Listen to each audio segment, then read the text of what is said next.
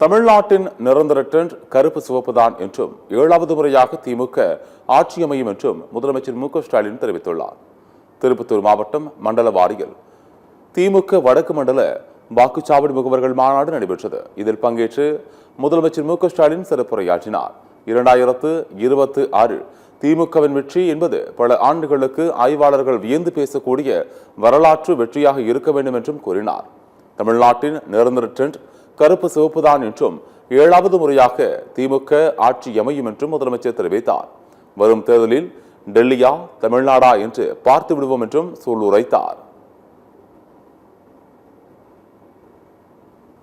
India முழுக்க எந்த trend இருந்தாலும் தமிழ்நாட்டுடைய நிரந்தர ட்ரெண்ட் பிளாக் அண்ட் ரெட் தான், கருப்பு சிவப்பு தான். 2026 சட்டமன்ற தேர்தலையும் நாம தான். 7வது முறையும் திமுக ஆட்சி தான். திராவிட மாடல் 2.0 ஸ்டார்ட். இதை நான் ஆணவத்தில் சொல்லல, ரொம்ப அடக்கத்தோட மிகுந்த பணிவோட நம்ம அரசு செஞ்சிருக்கக்கூடிய சாதனைகள் மேல நான் வச்சிருக்கக்கூடிய நம்பிக்கையில சொல்றேன். 7வது முறையும் கழக ஆட்சி அமைத்தது என்ற வரலாற்றை எழுத வீரியத்தோடு செயல்படுங்க. மீண்டும் சொல்லுகிறேன், தமிழ்நாடு அணியா டெல்லி அணியா என்ற இந்த ஜனநாயக போர்ல அரசியல் வெறுப்புகளுக்கு அப்பாற்பட்டு நம்முடைய தாய் தமிழ்நாட்டை காக்க அனைவரும் திமுக தலைமையிலான மதச்சார்பற்ற முற்போக்கு கூட்டணியை ஆதரிக்கணும். இதனைத் தொடர்ந்து பேசிய அவர் திமுக அரசின் திட்டங்களை வரிசையாக பட்டியலிட்டார். திட்டங்களை சொல்லி முடிப்பதற்குள் மூச்சு வாங்குவதாக முதலமைச்சர் தெரிவித்தார்.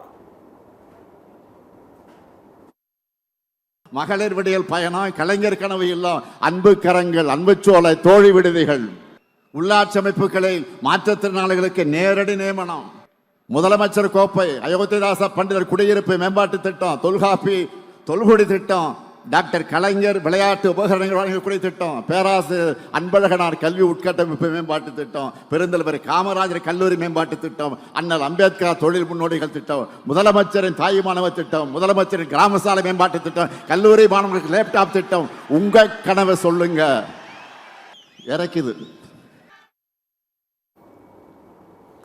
தொடர்ந்து பேசிய முதலமைச்சர் ஸ்டாலின் அரசியல்வாதிகளுக்கு மோசமான உதாரணம் எடப்பாடி பழனிசாமி தான் என்று சாடினார்.